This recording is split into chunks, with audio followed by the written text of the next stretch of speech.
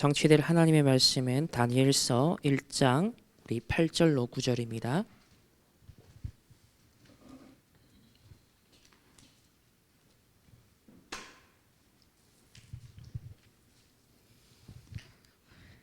다니엘서 1장 우리 8절 9절 말씀 우리 다 찾으셨으면 함께 한 목소리로 합독하시겠습니다. 다니엘은 뜻을 정하여 왕의 음식과 그가 마시는 포도주로 자기를 더럽히지 아니하리라 하고 자기를 더럽히지 아니하도록 환관장에게 구하니 하나님이 다니엘로 하여금 환관장에게 은혜와 긍휼을 얻게 하신지라. 아멘. 오늘 두 번째 말씀은 우리 다니엘입니다. 다니엘의 미리 정복.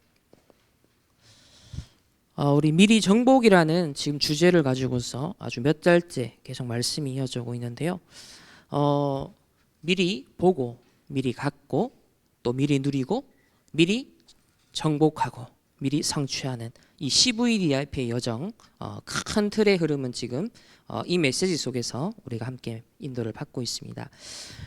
오늘 방금 읽은 우리 다니엘서 1장 8절 9절 이 말씀에는 사실 어마어마한 뒷배경이 있습니다. 오늘 함께 예배 시간을 통하여서 이 뒷배경에 어떠한 내용들이 있는지, 언약이 있는지를 함께 좀 살펴보도록 하겠습니다.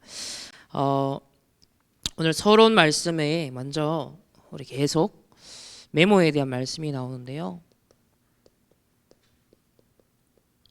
인생 메모 24를 우리가 해야겠습니다. 지금 러시아 푸틴 대통령이 이렇게 전쟁을 일으켜서 지금 우크라이나가 참 어려움을 지금 직면하고 있습니다. 아마 뉴스를 통해 또 여러분 영상을 통해 유튜브를 통해서 볼 텐데요. 굉장히 막 화가 나기도 하고 어떻게 저렇게 21세기에 참 저럴 수 있냐 싶은 그런 상황들. 지금 수백만 명의 사람들이 난민이 발생하고 우리 후대들은 교육의 기회가 이미 지금부터 시작해서 거의 한 10년 동안 교육받을 기회가 제대로 있겠습니까? 참 어려워지는 상황이 되는 것이죠. 그래서 세상에서도 보면은 이 악한 지도자들이요.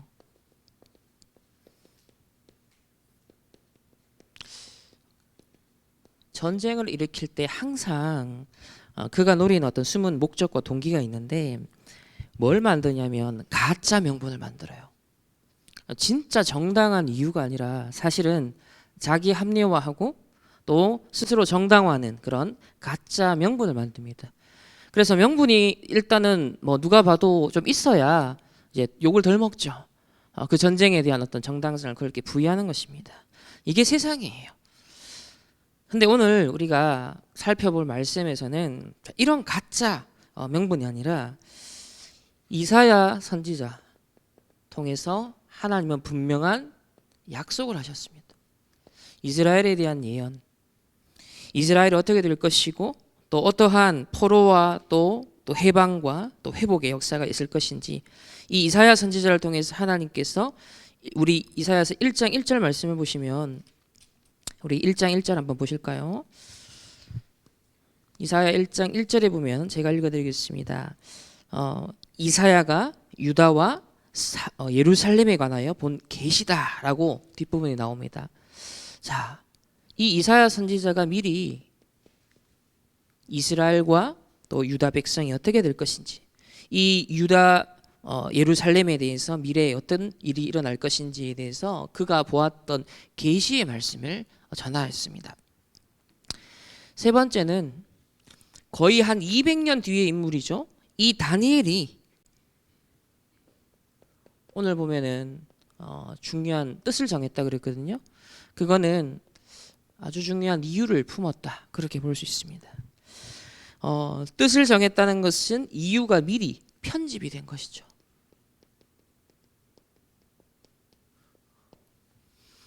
그래서 약 200년 뒤에 일어나는 렘넌트를 통해서 이사야 선지자의 그 모든 예언의 말씀이 실제로 성취가 되어지고 확인되어집니다.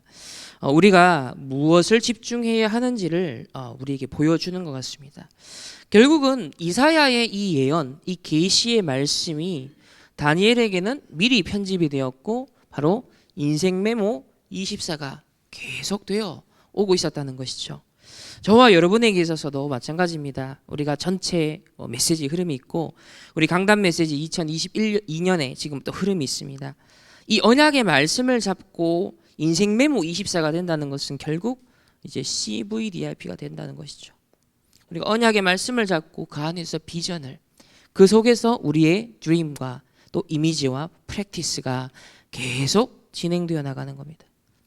이 인생 메모 24. 우리가 비전이라는 것은 특히 이렇게 설명을 주로 많이 하셨죠. 복음의 흐름을 봐라. 우리가 언약의 말씀을 탁 잡고 비전을 본다는 건 중요한 복음의 흐름을 보는 것이다. 그 시대마다 복음이 어느 정도 끊어졌고 복음이 어느 정도 회복되었는지 그 정도를 파악하는 것이 정확한 비전을 발견한 길이다. 그러면 그것이 이제 시대의 흐름을 보게 되는 것이죠. 그리고 현장 흐름을 보고요. 결국은 이것이 미래 흐름을 보는 것입니다. 자, 이렇게 이사야 선지자를 통해 선포된 그 계시의 말씀을 잡고 사실상 다니엘이 평생 동안 뭐가 되었다? 인생 메모 24가 되었겠죠. 뭐 정확하게 다니엘이 몇 살 때 이 이사야 선지자의 예언의 말씀을 접했는지 뭐 설교를 듣고 아니면 포럼을 하고 분명 자기 선조 중에 이런 선지자가 있었고 이런 미래에 대한 얘기를 했는데 그게 언제 성취될지는 사실 알 수가 없잖아요.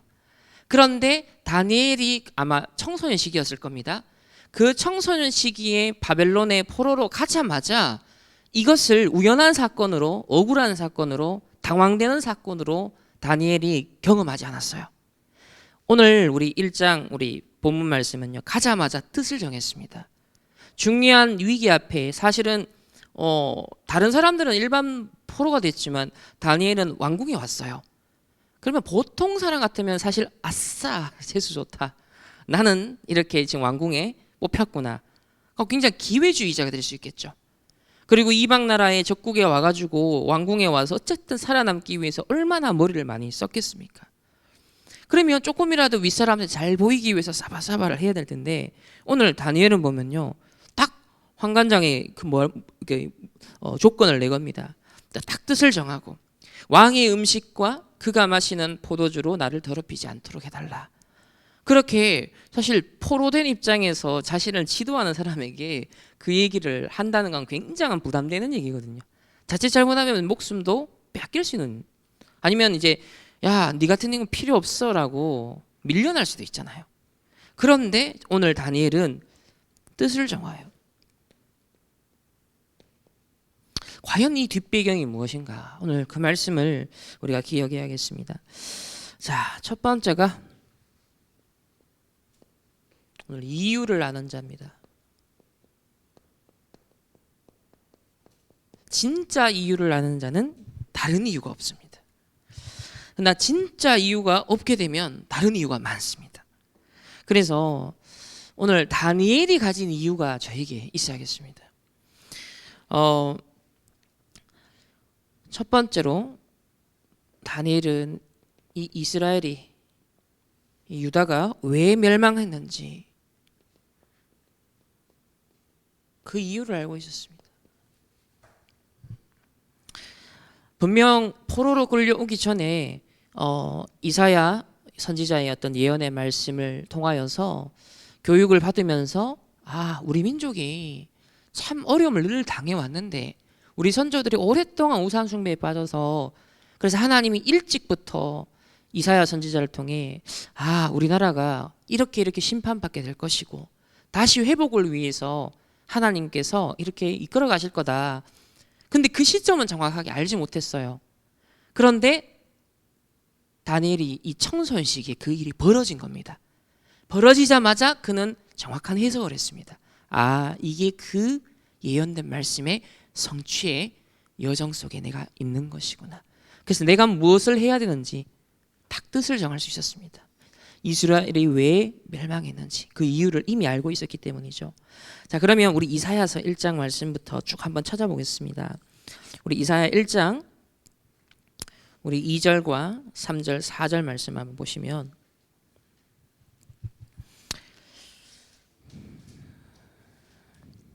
우리가 지난주는 우리 이사야 6장을 통해서 우리 1절에서 13절까지 본문을 통해서 좀 살펴봤다면 우리 첫 장인 이사야 1장에 이미 전체 얘기가 다 나옵니다. 자, 2절을 보시면 내가 자식을 양육하였거늘 그들이 나를 거역했다. 자, 하나님께서 은혜를 베푸셨는데 구원의 은혜를 주셨는데 이스라엘이 불순종했다는 거예요. 나를 거역했다. 또 3절에 보면 소는 그 임자를 알고 나귀는 주인의 구유를 아는데 이스라엘은 알지 못하고 나의 백성은 깨닫지 못하는도다. 그러니까 짐승도 아는 것을, 깨닫는 것을, 그 은혜를 아는데 주인이 누군지를 아는데 지금 무슨 얘기예요? 짐승 이하의 상태가 됐다는 것입니다. 4절에 보면 슬프다. 범죄한 나라요, 허물진 백성이요, 행악한 종자요, 행위가 부패한 자식이로다. 그들이 여호와를 버리며 이스라엘의 거룩한 일을 만홀히 여겨 멀리하고 물러갔도다. 자, 이스라엘의 멸망 이유는 한마디로 말하면 하나님의 언약의 백성인데 하나님을 떠난 상태였습니다. 우리 복음편지 이과 왜 하나님을 만날 수 없는가 하면서 하나님을 떠난 상태다. 사실은 이스라엘이 지금 그런 거예요. 출애굽 후 오랜 세월이 지나면서 이스라엘이요 육신적으로도 많은 강성합니다. 다윗 왕 솔로몬은 거치면서 이스라엘은 주변 나라들이 부러워할 정도로 또 여러 악한 왕들 일어나면서 경제적으로 정치적으로 번성할 때도 있었어요. 우상을 통하여서 나라가 뭔가 되는 것처럼 일시적으로 그러다 보니까는 영적으로는 계속 하나님을 떠나가는 겁니다. 그래서 이스라엘의 멸망은 딴 게 아니라 하나님을 떠난 상태입니다. 자, 이걸 통해 우리 뭘 점검해야 되죠? 오늘 나는 하나님을 만나고 있는가? 이건 천국 지옥을 가르는 신분을 말하는 게 아니라 오늘 나의 영적 상태입니다. 내가 진짜 하나님 바라보고 있냐? 말씀을 갈망하고 사모하고 있는가? 정말 하나님과 인격적인 친밀한 교제. 그렇지. 오늘도 하나님이 나와 함께 하시는구나. 오늘도 하나님이 나에게 은혜와 힘과 이런 선물을 주시는구나. 이런 살아있는 상태를 말하는 거예요. 근데 이스라엘은 하나님을 실제로는 떠나 있는 상태였습니다. 두 번째는 이러다 보니까 두 번째 이유가 나와요. 성전이 파괴가 됩니다. 왜 파괴가 되느냐? 우리 11절을 보시면 너희의 무수한 재물이 내게 무엇이 유익하뇨? 사실 출애굽 하시면서 광야의 정속에 맨날 시키신 게 뭐예요? 재물 바쳐라는 거였잖아요. 피를 흘려라는 거잖아요. 근데 여기 보면요, 그거에 내게 무슨 유익이냐? 나는 숫송아지나 어린 양이나 숫 염소의 피를 기뻐하지 않았다. 이게 또 무슨 말입니까? 출애굽기 3장 18절과는 또 반대된 얘기잖아요. 무슨 얘기예요 이거? 뭐 사단 얘기입니까? 아니잖아요. 피를 기뻐하지 아니한다. 12절에 너희가 내 앞에 보이러 오니 이것을 누가 너희에게 요구했느냐? 내 마당만 밟을 뿐이다. 이게 뭐예요? 다시 말하면 내 중심에 진짜 하나님 사모함 없고 말씀에 대해서 간절한 소망과 예배에 대한 기쁨이 없이 내 앞에 보이려고 하는 거. 마치 여러분 윗사람한테 얼굴 도장 찍으려고 어디 가는 거와 똑같은 거예요.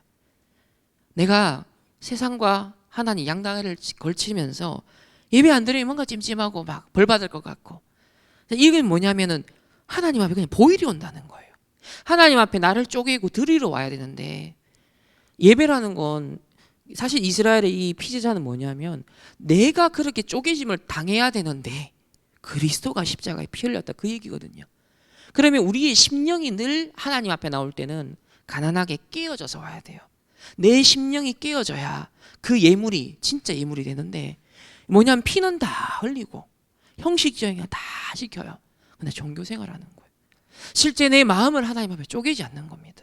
내 영혼이 하나님 앞에 쪼개지 않는 거예요. 다시 말해 창세기 3장에 내가 완고한 겁니다.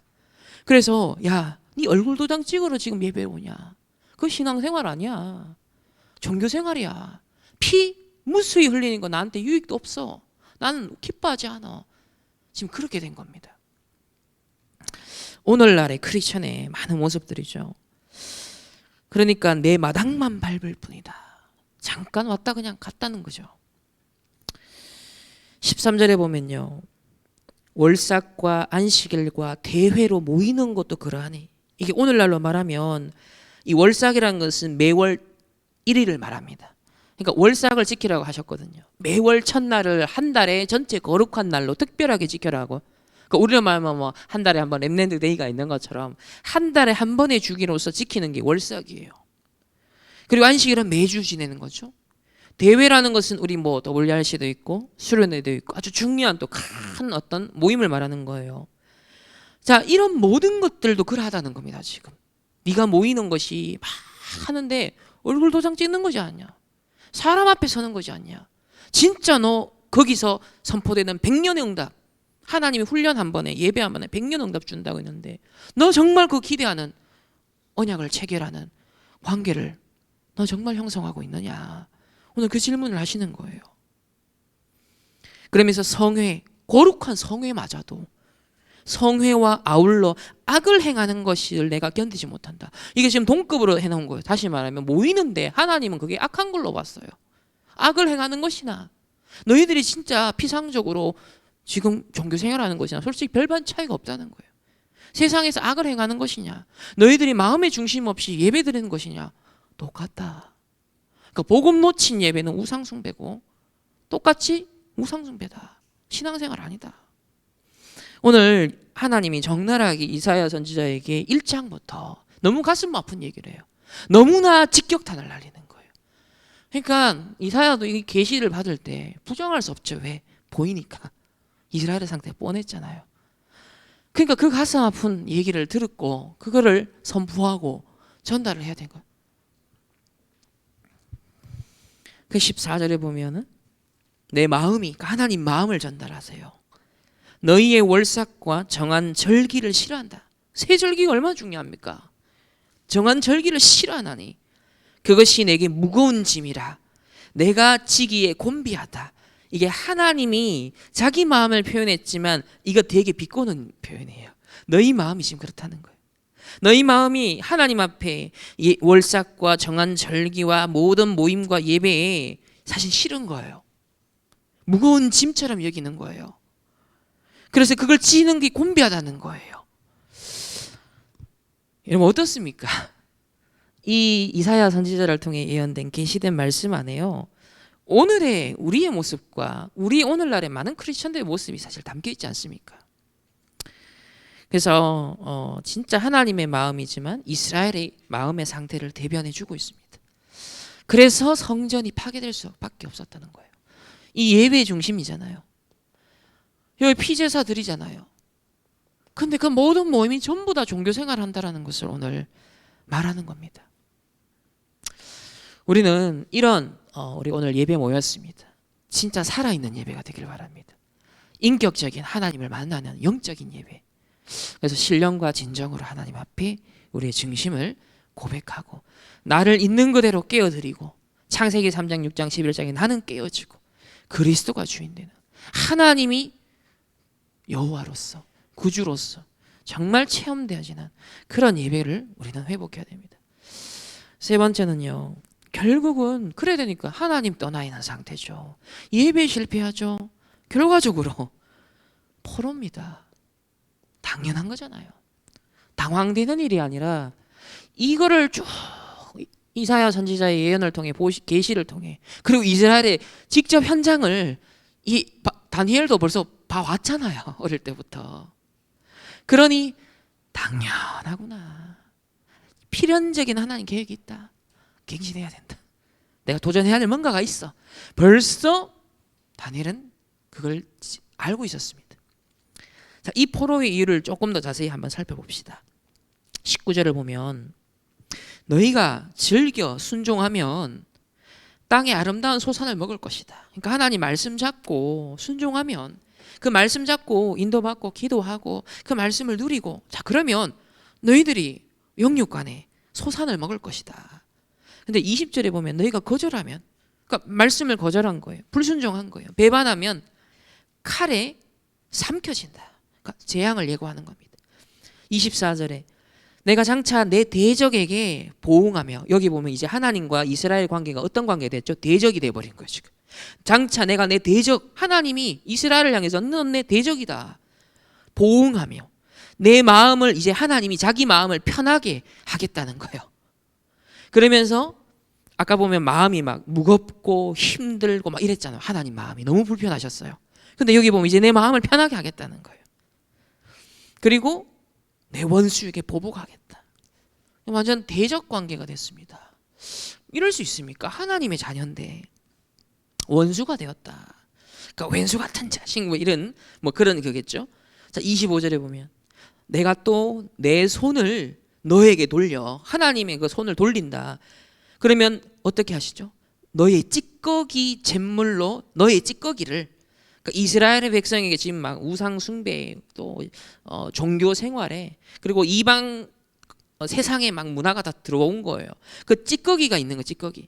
그걸 잿물로 씻듯이 녹여 청결하게 하겠다. 너의 혼잣물을 다 제하여 버리겠다. 혼잣물이라고 표현했습니다. 언약의 백성, 구별되어야 할 언약의 백성의 순수한 정체성과 사명, 상태를 놓치고 우상 숭배와 타협하고 오히려 세상 사람들보다 더 악해진 거예요. 혼잣물이다. 그래서 잿물로 씻듯이 내가 녹여서 청결하게 하겠어. 그러니까 막 이렇게 막 흔들어 가지고 이물질을 걸러낸다. 지금 그 필터링을 하겠다. 그 얘기예요. 자, 28절을 보면 패역한 자와 죄인은 함께 패망하고 여호와를 버린 자도 멸망할 것이다. 한결같이 이 바벨론에 포로되어 가는 사건이 이거구나라고 이제 다니엘은 생각을 하게 된 겁니다. 그리고 여기 보면 29절에도 너희가 기뻐하던 상수리 나무로 말미암아 너희가 부끄러움을 당할 것이다. 너희가 택한 동산으로 말미암아 수치를 당할 것이다. 그러니까 하나님을 묻지 않고 이미 뭐 성전 파괴될 수밖에 없는 예배에 실패하는, 전혀 말씀을 아무 상관없이 살아가는 거예요. 그러니까 그 상태에서 상수리 나무, 막 내가 재산도 확, 내가 산업도 확, 뭐냐면 언약 없이 상수리 나무 확 크니까 내 재산 축적이 되는 거예요. 언약 없이 말씀의 하나님의 인도 없이 내가 어떤 선택한 뭔가 선택이 있는 거, 동산. 그 마치 롯이 어느 쪽을 선택하냐 했을 때 결국 소돔과 고모라 쪽을 겉으로 보기에 막 화려한 그걸 선택했잖아요. 근데 아브라함은 아무것도 없는 산지를 선택했잖아요. 근데 결과는 아시잖아요. 오늘 이렇게 보면 너희가 기뻐하던 상수리 나무로 너희가 오히려 부끄러움을 당하게 될 것이고 너희가 택한 동산으로 말미암아 수치를 당할 것이다. 다시 말하면 하나님 언약과 상관없이 네가 성공한 거, 노력한 거 다 무너진다는 겁니다. 오히려 그걸 통해 부끄러움을 당할 거다. 수치를 당할 것이다. 그러니까 여러분 한번 질문해 보셔야 돼요. 나는 정말 언약 안에서 나의 비즈니스를 하고 있냐?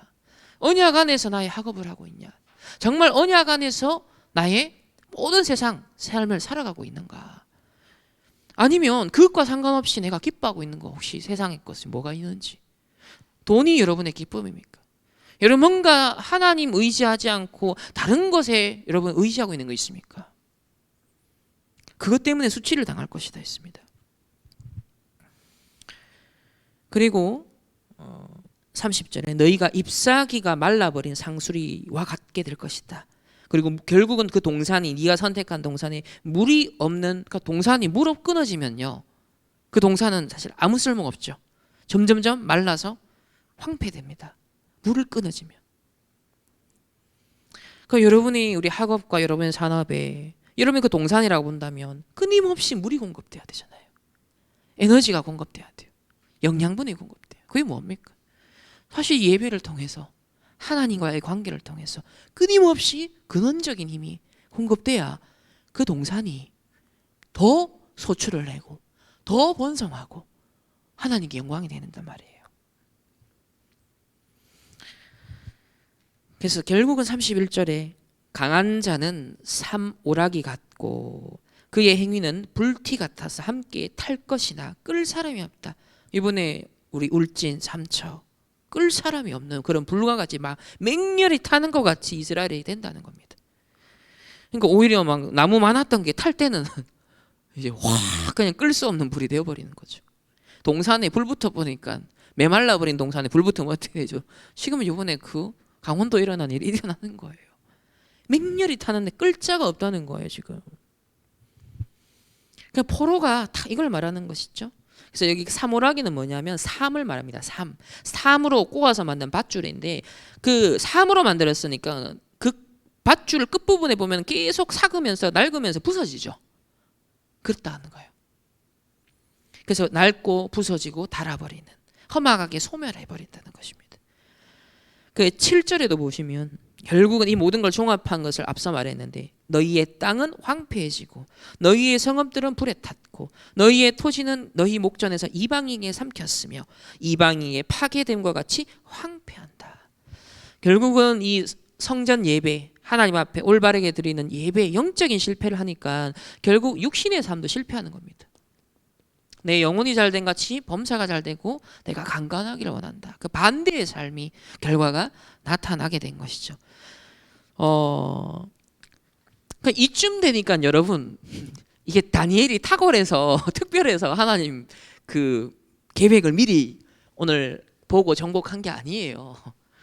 여러분 이 말씀 이 정도만 몇 개만 살펴봐도 200년 전에 선지자가 한 말을 믿는다면, 하나님 말씀을 여러분 믿는다면 뭐 이걸 비밀스럽게 말했습니까? 비유로 말했습니까? 꼬아서 말했습니까? 우리가 글만 읽어도 알아듣는 얘기를 한 거잖아요. 그리고 하나님 앞에 바르게 서 있으면 현장을 보면 인정되는 얘기거든요. 그러니까 다니엘은 뜻을 정한다는 건 너무 당연한 거예요. 바벨론의 포로로 가자마자 정신을 똑바로 차린 거예요. 아, 이제 그때가 오기 시작했구나. 그럼 나는 뭘 해야 될까, 대비해야 될까, 딱 스케줄이 정확해지는 거예요. 집중할 수밖에 없는 겁니다. 그러니까 여러분이 말씀을 정확하게 듣고 흐름을 타고 있으며 어떤 상황에 당황하거나 우왕좌왕하거나 잔머리 쓰거나 이게 아니라 이 약한 지도자는 전쟁에 없던 명분도 가짜로 만들어가지고 정쟁하잖아요.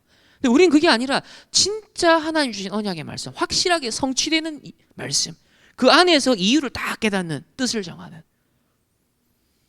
그러니까 전쟁도 이 결단이 서야 하는 건데 이 다니엘이 뜻을 정한다는 건 중요한 결심을 딱 했다는 거거든요. 근데 가짜 명분이 아니에요. 진짜 이유를 알고 있었다는 겁니다. 그래서 회복에 대한 미래와 남은 자에 대한 약속도 이사야가 얘기를 했잖아요. 자, 26절을 보면 내가 내 재판관들을 처음과 같이 내 모사들을 본래와 같이 회복할 것이라. 그리한 후에야 네가 의의 성읍이라 신실한 고을이라 불리리라. 미래를 예언합니다. 뭐예요? 처음과 같이. 자, 회복. 이 포로로 끌려가서 실패할 것만, 재앙을 당한 것만 얘기한 게 아니라 회복될 걸 얘기를 했어요. 본래와 같이, 처음과 같이. 이게 본질이잖아요. 하나님 형상 회복입니다. 본래 우리의 정체성 회복입니다. 네 모사들은 본래와 같이 회복하며 그 후에 의의 성읍이라 신실한 고을이라 불리우리라. 원래 이스라엘의 정체성 회복입니다. 정체성과 사명에 대한 회복이죠. 저와 여러분이 정체성을 놓치면 세상에 그래 짓밟히는 겁니다. 사단에게 종로로 타는 겁니다. 결국은 우리가 예배 놓치고 영적인 걸 놓치는 게 아무것도 아닌 것 같으면 쌓입니다. 어느 날 거부할 수 없는 그 사단의 함정을 물들에 탁 걸려듭니다. 여러분 정체성과 사명 이거를 붙잡고 그걸 누리면서 우리는 계속 살아야 돼요. 우리 1장 9절에도 보면 여기 아주 중요한 힌트가 딱 나와요. 9절에 보면 만군의 여호와께서 우리를 위하여 생존자를 조금 남겨두지 아니하셨으면 우리가 소돔 같고 고모라 같이 완전 패망했을 거라는 거예요. 완전 전멸했을 거라는 거예요. 그런데 남은 자,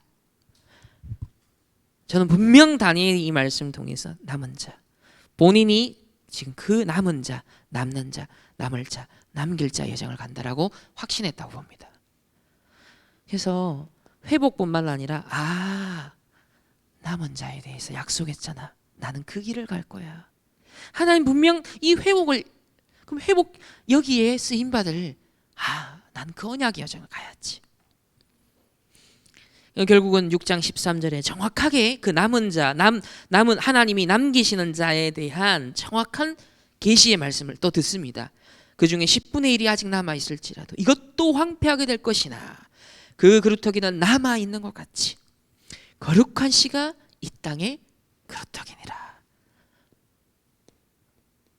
그루터기라는 언약을 딱 잡습니다. 그 남은 자, 그루터기. 그래서 바벨론 포로 딱 바벨론에 입성할 때부터 왕궁에 갈 때부터 벌써 이스라엘이 멸망할 이유, 성전이 파괴될 수밖에 없었던 이유, 포로로 올 수밖에 없었던 이유를 다 알고 그것으로 끝나지 않고 하나님은 새 일을 행하리라. 회복시키겠다. 처음과 같이, 본래와 같이. 그래서 나는 남은 자의 길을 가야지. 얼마나 완벽한 사실은 과거에 대한 해석, 미래에 대한 회복. 그럼 내가 지금 뭐 해야 되는가에 대한 오늘의 삶에 대한 남은 자 딱 나오는 겁니다. 과거, 미래, 그 안에서의 현재의 삶. 그래서 저는 다니엘이 신기한 게 아니라 너무 당연한 렘넌트의 여정을 갔구나. 이 정도 알려줬는데 못 깨달았다. 그게 오히려 바보잖아요. 하나님 말씀을 통해 정확한 얘기를 과거, 현재, 미래를 다 알리셨는데 하나님이 오늘 우리에게 그걸 알리시는 겁니다. 여러분, 이사야의 예언을 알아듣고 제대로 그래서 뭘 했다? 인생 메모 24가 됐던 겁니다. 말씀 딱 잡고 포럼이 계속 일어나는 거예요. 이 타이밍인가? 이 사건인가? 모든 사건을 볼 때, 모든 이스라엘에 일어나는 일들을 볼 때 그 눈을 갖고 본 거예요. 오늘날 여러분이 이제 대통령 선거도 치렀어요. 지금 막 전쟁이 일어나고 막 유럽 재무장합니다. 막 시끌시끌합니다. 이런 뭐 코로나 장기화됩니다. 자, 이런 모든 세상을 보면서도 여러분 뭘 봐야 돼요? 하나님의 종말의 시간표 속에 하나님의 구속 사역의 성취에 하나님의 여정 속에 이 사건과 이 인물은 저 푸틴 대통령은 이번에 우리 윤석열 대통령 당선인은 자, 이런 모든 이슈와 흐름을 볼 때도 무슨 초점을 갖고 봐야 된다. 하나님의 세계복음화 성취와 어떤 관계가 있냐. 그 초점을 갖고 메모 24를 하는 거예요. 여러분 이번 한 주간의 삶을 사시겠죠.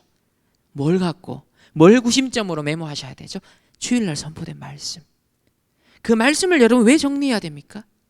정확하게 메모하면서 이 여정을 가야 되니까 우리도 똑같습니다. 그래서 이 정도의 언약을 깨달았으면 내가 막 CVDIP를 더듬어서 겨우겨우 질문하면서 깨달았는 게 아니죠. 모든 것이 CVDIP입니다. 이 정도 되면 정확한 말씀 잡았기 때문에 모든 것이 CVDIP가 되는 거예요. 그러더니 두 번째 응답이 옵니다. 미리 정복을 당연히 알았죠. 믿는 구석이 있는 거예요. 여러분 진짜 믿는 구석이 있기 때문에 왕들 앞에서도 꿀리지 아니하고 담대하게 믿음을 고백하고 선택을 하는 겁니다.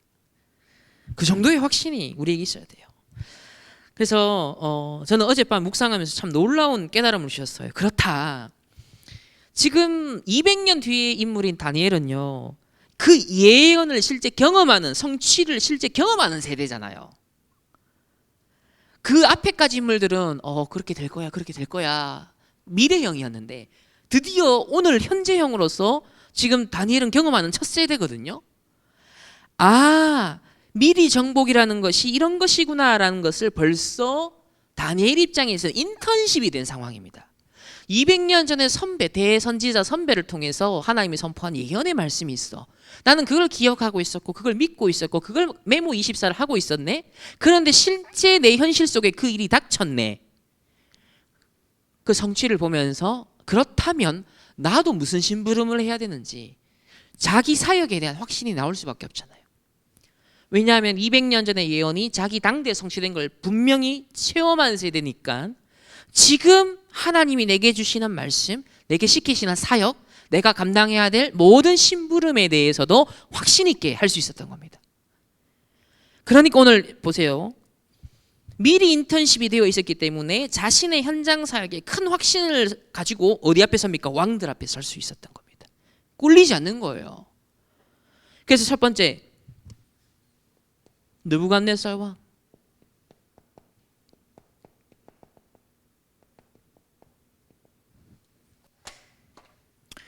이 느부갓네살 왕이 꿈을 꾸었는데요. 이 꿈을 아무도 해석하지 못했어요. 노바디입니다. 심지어 화가 나서 다 죽이겠다. 야, 꿈. 요셉에게는 그래도 꿈이 뭔지 가르쳐 주기라도 하고 알려주기라도 했지. 그리고 해석하라 했잖아요. 근데 알려주지도 않고 막무가내로 야, 내 꿈 알아맞추고 그 다음에 해석해. 이거는 뭐 갑절로 어려운 겁니다. 그냥 갑절의 영감이 필요해. 그러니까 모든 박수, 술객, 무당 다 죽이겠다 너희들. 이때까지 내 밑에서 먹고 사는 임금들이 아무것도 역할을 못하네. 그러니까 완전 노바디 상황이 돼버렸어요. 시대예요. 큰 문제가 이제 구조적으로 들이닥치고 이전과 다른 이제 국제 질서가 펼쳐지고 있잖아요 지금. 여러분 냉전이 끝나고 그래도 한 5, 60년 동안 미국 중심의 그나마 원탑으로 사실은 국제 질서가 재편이 됐었거든요. 그러니까 중국은 막 끽소리도 못했고. 근데 이제 점점 시대가 어떻게 되죠? 이제는 중국이 막 오고 러시아도 다시 막 어르렁대고 있고 막 끼리끼리 이제 막 하면서 이제 지금 시간표가 뭐냐면 과거에 미국이 단독으로 탁 슈퍼 초강대국으로서 딱 질서를 잡아주는 시대와 다른 시대가 되었어요. 그러니까 국제적으로 지금 막 흐름이 바뀌고 있잖아요. 그러니까 대응을 잘 못하는 것처럼 이 시대에도 앞으로 큰 우울증이 온다. 뭐 4차 산업과 코로나 팬데믹의 장기화 속에 무슨 결과가 올지 사실 다 몰라요. 근데 그런 노바디 감당 안 되는 시대가 온다면 그때 이제 렘넌트가 활약할 시간표가 오고 하시는데 지금 다니엘이 그런 상황인 겁니다. 아무도 꿈을 맞추고 해석하지 못했어요. 그런데 하나님께서 이 노바디에서 에브리바디로 하나님 앞에 딱 기도하잖아요 다니엘이. 그러다 하나님이 다 깨닫게 하십니다. 그리고 다니엘 이 느부갓네살 왕의 꿈이 이게 중요한 미래를 알리는 것이구나 다 해석을 해줘요. 완전 모든 박수 무당 술객 다 살립니다. 그러니까 전부 다 뭐예요? 노바디 속에 있었던 사람들이 이제는 이 다니엘을 찾아와서 어이구 형님 이러는 겁니다. 자기보다 훨씬 나이 많은 사람들이 찾아와서 이 어른이라고 칭하고 있잖아요. 완전 노바디가 에브리바디. 우리 렘넌트 앞으로 응답받으면 여러분 세상에서요 여러분이 답을 가진 사람이 있고 답을 주는 사람이 되면 그래 되는 겁니다. 그래서 두 번째로 한 왕 한 명의 총리도 여러 번 바뀌는데 다니엘은 보면 벨사살 왕. 이 왕 또 이 교만했어요. 이 벨사살 왕 또 꿈을 꿉니다. 근데 이때도 뭘 줍니까? 답을 줘요. 그 의문에 대한 답을 줍니다. 이거는 현장에 가장 필요 혹은 문제, 가려운 것, 갈급한 것, 그 부분을 긁어준 겁니다. 현장에 사람들이 가지고 있는 문제를 딱 답을 준 겁니다. 그래서 우리 특별히 렘넌트들 앞으로 여러분 사회 현장 가서 세상에서 여러분 위에 사람들에게 지도자에게 여러분 답을 줄 수 있는 중요한 거기에 도움을 줄 수 있는 그런 심부름 하나만 잘해도 답이 되는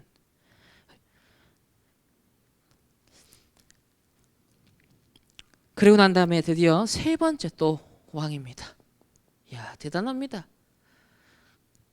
다리오 왕.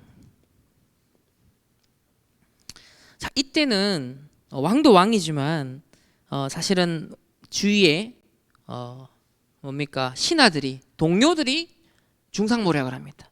이게 말년이죠. 이제 나이가 많이 들었을 때 그때 다니엘을 어렵게 만드는 자 다니엘서 6장 우리 한번 보시면 10절에 이렇게 나오죠.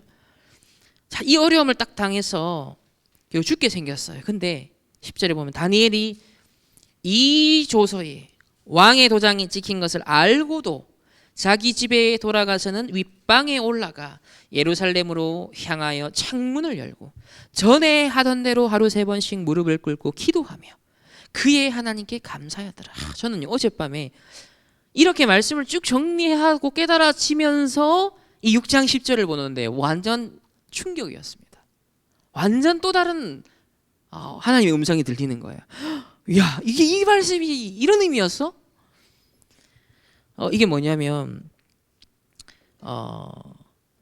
왕의 도장이 찍힌 걸 이 조서에 왕의 도장이 찍힌 것을 알고도 자 과거와 미래에 대한 가장 거대한 언약의 여정이 이 다니엘 속에는 있었어요. 다니엘의 가슴 속에는 대선지자 이사야를 통해서 이미 과거에 대한 답을 다 갖고 있었습니다. 미래에 대한 답도 다 갖고 있었습니다. 그러니까 스토리의 스케일이 다른 거예요. 여러분 세상에서도 뭐 세계관 전쟁이라는 걸 하지만 하나님의 스토리 라인이 제일 거대하거든요. 하나님은 영세전부터 영원까지의 범주의 구속 사역을 이루는 스케일이에요. 그 무대를 본 겁니다. 그러니까 여러분 워낙 어마어마한 걸 봐버리면요, 사람이 예를 들면 엄청난 진짜 막 좋은 거 내 물건을 샀다. 그럼 뭐 요거만한 거 아무것도 아니잖아요, 사실은. 이미 다니엘은 그런 기분인 거예요. 어마어마한 과거와 미래에 대한 그 하나님의 가장 거대한 스토리를 알고 있기 때문에. 그러니 지금 얄팍하게 수준 낮게 밑에서 깔짝깔짝대는 저 수준 낮은 음모가 현실에서 그 아무것도 아닌 거예요. 시시한 겁니다. 식은, 그러니까 유목사님 한 번씩 식은 죽 먹기, 피스 오브 케이크이다. 케이크 먹는 것 같다. 눈앞에 있는 케이크 그거 못 먹는 사람 어디 있냐? 맛있게 먹으면 되잖아. 피스 오브 케이크이다. 그래서 다니엘은 이미 간땡이가 부은 겁니다. 거인의 가슴을 가진 거예요. 마약한 사람들이 용기가 있잖아요. 전에 없는 초월적인 능력을 발휘하거든요. 술을 마시면 어떻게 되죠? 취하면 다른 힘이 나와요. 다른 용기가 나요. 다른 정체성이 나옵니다. 여러분 얼마나 확실한 걸 봤으면 엄청나게 큰 걸 봐버린 거예요. 거인의 가슴이 팍 그냥 생겨버린 겁니다. 그러니까 동료들의 중상모략, 조서의 왕의 그 도장이 찍혔다, 뭐 그 얘기가 아무것도 들리지가 않는 겁니다. 그게 류옥삼이 뭐 어려움, 공격, 이단, 핍박 이게 안 들렸고 안 보이고 안 느껴졌다. 나는 3년밖에 안 지난 것 같다. 이게 이 말이겠구나. 이게 미래를 보는 분들은 그런 것이구나. 진짜 확실한 하나님의 계획을 아는 사람들은 그래서 이길 수 있구나, 견딜 수 있구나, 기다릴 수 있구나. 그 힘과 여유가 여러분 거인의 가슴, 여러분의 가슴이 되기를 바랍니다. 언약 속에서 나오는 그 여러분 뭐라고 해야 될까요? 진짜 그 당당함, 확신, 뭔가 믿는 구석이 있는. 그러니까요, 먼저 알고 있는 것이 있었다는 겁니다. 왕의 도장이 찍힌 것을 알고도 했지만 먼저 알고 있는 게 있었다. 그러니까 예루살렘을 향하여 전에 하던 대로 창문을 열고 하루 3번 무릎 꿇고 정시 기도를 했다는 건 뭐냐? 예루살렘을 향한 기도가 뭡니까? 결국 이 회복에 대한 기도잖아요. 본래와 같이 처음과 같이 의의 성읍으로 회복시키겠어. 원래의 정체성과 사명을 다시 너희에게 회복시키겠어. 그러니 이 하나님 앞에 무릎 꿇고 창문을 열고 예루살렘을 향한다는 건 뭡니까? 선택적 집중, 제한적 집중. 남은 자로서의 내가 올 CVDIP를 가는. 그러니까 지금 중상모략하는 것도 올 CVDIP. 하나님의 언약 성취의 여정이다. 양념이다. 이렇게 생각합니다. 그래서 회복의 그 미래를 꿈꾸면서 메모 24를 분명 한 시간이 이 무릎 꿇고 오히려 활짝 창문을 열고 대범하게 했다는 것이죠. 그래서 정확한 언약을 붙잡고 뜻을 정한 그 결단 속에서 나오는 겁니다. 이게 일심전심 지속할 수 있는 사람의 비밀이라는 거죠. 오늘 다시 한번 다니엘서 1장 8절 9절을 한번 다시 한번 읽어보겠습니다. 시작. 다니엘은 뜻을 정하여 왕의 음식과 그가 마시는 포도주로 자기를 더럽히지 아니하리라 하고 자기를 더럽히지 아니하도록 환관장에게 구하니 하나님이 다니엘로 하여금 환관장에게 은혜와 긍휼을 얻게 하신지라. 아멘. 어떻습니까? 뜻을 정하여 라는 말 속에 담긴 배경. 자, 3번째는 이렇게 되니 드디어 세상 정복을 아는 자가 됩니다.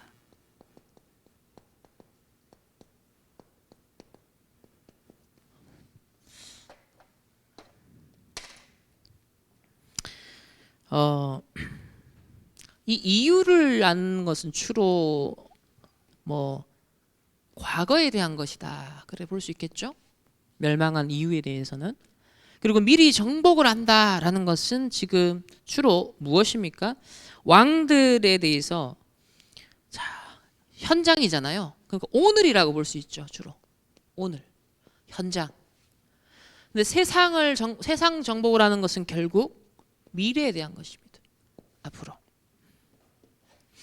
미래에 대한, 그러니까 과거, 현재, 미래에 대한 메모가 되었다는 것이죠. 자, 첫 번째는 오늘 하늘 군대에 대해서 이렇게 말합니다. 하늘 군대. 다니엘서 12장으로 가면 이제 후반부는 미래에 대한 예언의 말씀인데요. 다니엘서 12장 1절에 그때 어떤 시간표를 말합니다. 그때 아직 정확한 때는 몰라요. 우리도 그때 내 민족을 호위하는 큰 군주 미가엘이 일어날 것이요 또 환란이 있으리니 이는 개국 이래로 그때까지 없던 환란일 것이며 그때 내 백성 중에 책에 기록된 모든 자가 구원을 받을 것이다.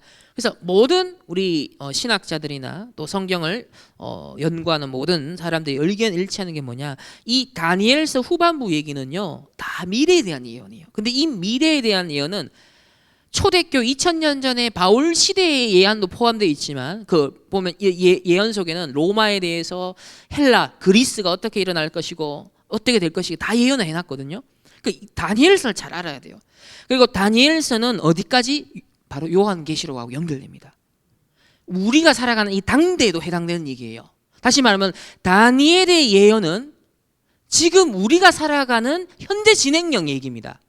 그래서 말세 지말까지 성취되는 얘기예요. 그럼 우리가 어떤 자세로 받아야 돼요? 이사야의 예언을 인생 메모 24 했던 다니엘과 같이 우리가 지금 메모를 해야 되는 겁니다. 그런 맥락에서 다니엘의 예언의 맥락에서 요한계시록을 봐야 되고 우리 단체와 우리 교회와 우리 자신의 인생을 봐야 돼요. 그래서 오늘 하늘 군대가 나오면서 결국 마지막에 큰 영적 전쟁이 일어나는 걸 얘기하죠. 종말에 대한 얘기입니다. 종말에 대한 얘기. 어마어마한 영적 전쟁이 일어난다는 거죠. 지금 이제 한 가지는 지금 러시아 우크라이나 전쟁을 통해서 한 가지는 분명한 일이 일어나고 있어요. 뭐 다른 정치적인 얘기 말고요.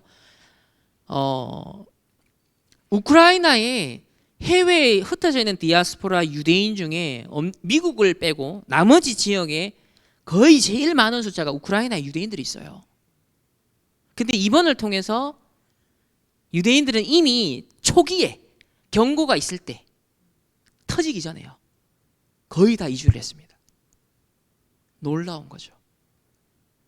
이게 뭐냐면 이스라엘로 이 유대인들은 계속 이주를 하고 있거든요. 디아스포라 유대인들이 이주를 하고 있거든요. 이게 뭐냐면 마지막 때 이스라엘이 한 곳에 모인다 했단 말이에요.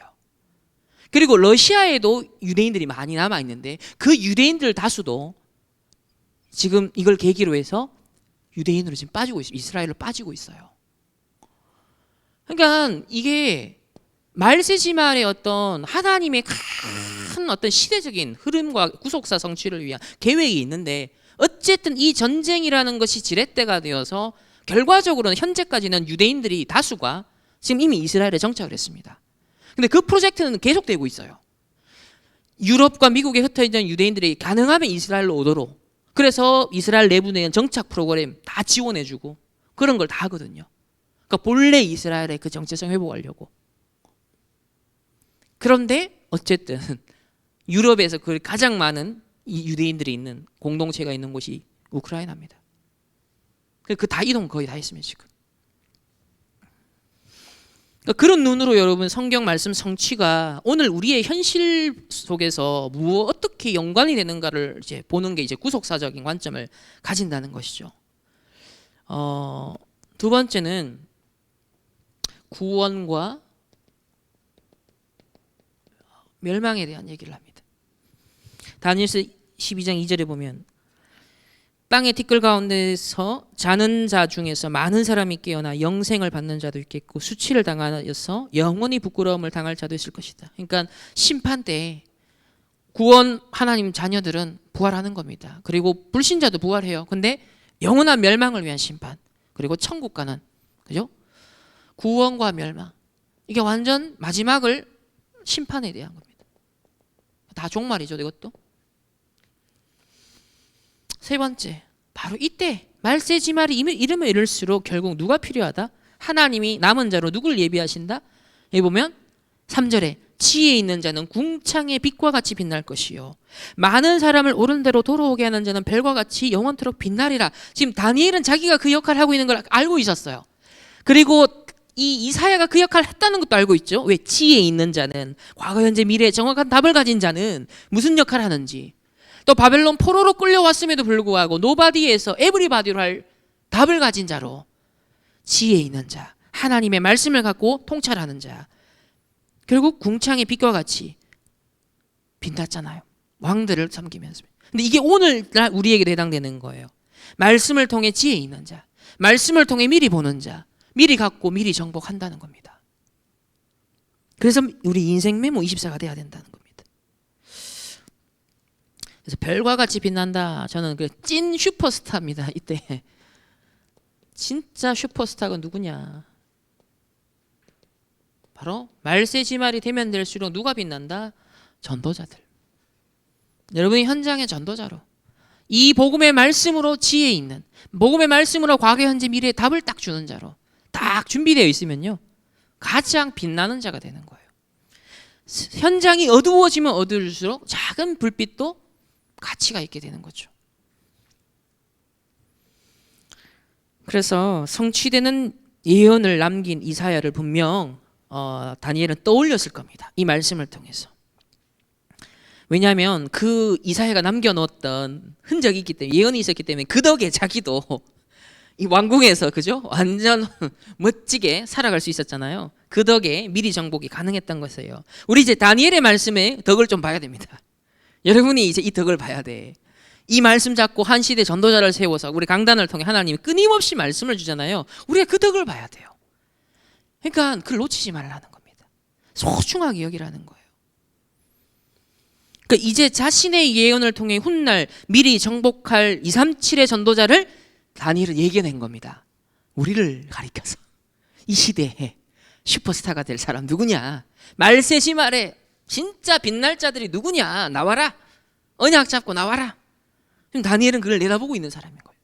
막 미래를. 그거 어제 저는 이거 보면 너무 재미있었어요. 그래서 적어놨지. 설교 준비하면서 마치 내가 다니엘의 생각과 마음을 들여다보는 느낌이었다. 일부러 기록을 남겨놨어요. 왜냐하면 그 느낌이었기 때문에.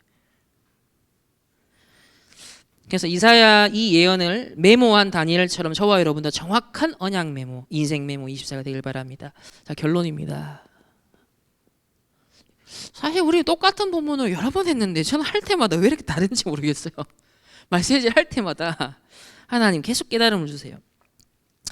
이 결론은 이렇게 얘기를 하셨어요. 자, 1과는 주로 마음의 메모였다면 이거는 실제 여러분의 삶의 그리고 기도 속의 메모가 돼야 된다. 실제 삶과 기도 속의 메모가 돼야 된다. 첫 번째로 다니엘은 삶의 이유와 존재의 목적이 선명하게 정리가 된 미리 정복자였습니다. 그럼 저와 여러분이 내 삶에 진짜 이유가 있습니까? 내 존재 목적, 여러분 정말 답할 수 있습니까? 난 이것 때문에 존재한다. 난 이것 때문에 산다. 거기에 대한 이유가 있어야 돼요. 진짜 이유가 정리가 돼 있어야 됩니다. 두 번째는 우리 몇 주 전부터 우리 렘넌트 시대는 2030에서 2080 시대. 앞으로 2030년에서 80년. 그 누구도 알 수 없는 미래. 그러나 4차 산업, 3단체, 각종 앞으로 후유증이 나타날 시대. 이걸 준비해라. 여기에 방향 맞춰. 여러분 공부 걱정하지 마라. 그거는 기본이니까. 해야 될 기초는 해라. 빨리 해라. 하지만 진짜 준비해야 될 게 있다는 거예요. 앞으로 다가오는 변화와 미래, 그걸 놓고 진짜 파야 된다는 거예요.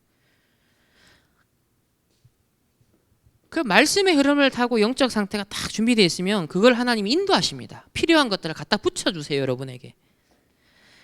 그래서 여러분 천재성 요즘 얘기하시잖아요. 나의 찐 천재성이 어디서 나오냐? 정말 찐 이 보좌에 하나님 주시는 달란트. 진짜 달란트를 발견하는데 도전을 해야 돼요. 그래서 뭘 믿어야 되냐? 일단은 믿어야 돼요. 신앙생활은 믿는 거잖아요. 믿음 없으면 다니엘이 저 이사야 예언을 안 믿었으면 아무 소용이 없어요. 뭘 믿어야 됩니까?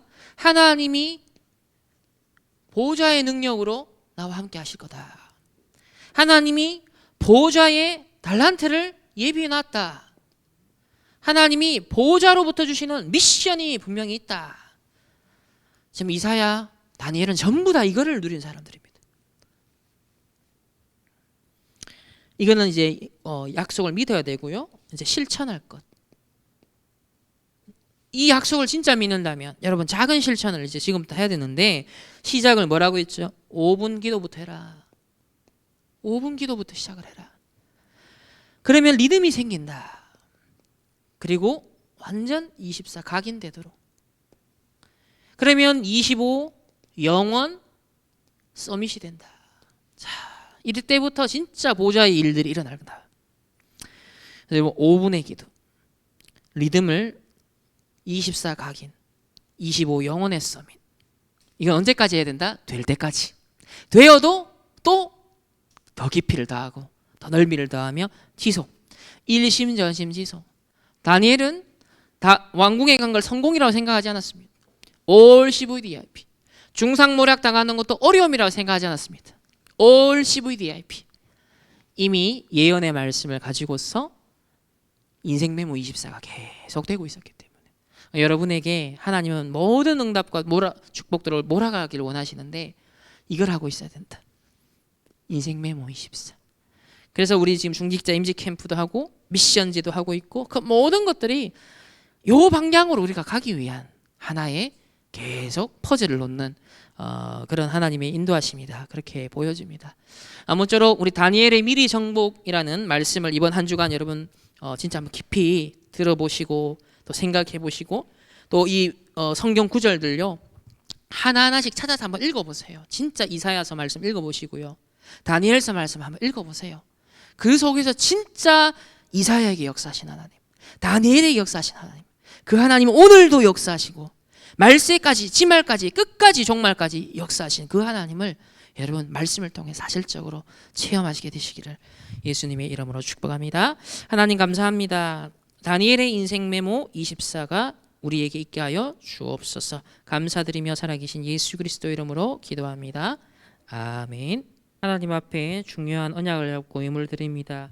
하나님, 이 언약이 정말 시대의 창세기 3장, 6장, 11장의 노예 보로 속국되었던 하나님 사람들의 그 멸망을 벗어나서 정말 빛의 경제에 응답받는 우리 렘넌트를 되게 하시고 이 예물 되게 하여 주옵소서. 하나님 모든 묶인 데서 해방받고 정말 미리 언약을 잡고 정복하였던 것처럼 이번 한 주간 우리 모든 렘넌트들과 주의 백성들 인생 메모 24 속에 과거 현재 미래에 대한 분명한 답을 가지고 집중하며 승리하는 한 주간으로 인도하여 주옵소서. 지금은 우리 주 예수 그리스도의 은혜와 하나님의 무한한 사랑하심과 성령 하나님의 내 주인도 역사하심이 미리 정복한 다늘같이 인생 메모 24기를 원하는 모든 주의 백성들, 렘넌트들 개인과 만남과 가정과 업과 흩어지는 모든 현장 위에 이제로부터 영원토록 항상 함께 계실지어다. 아멘.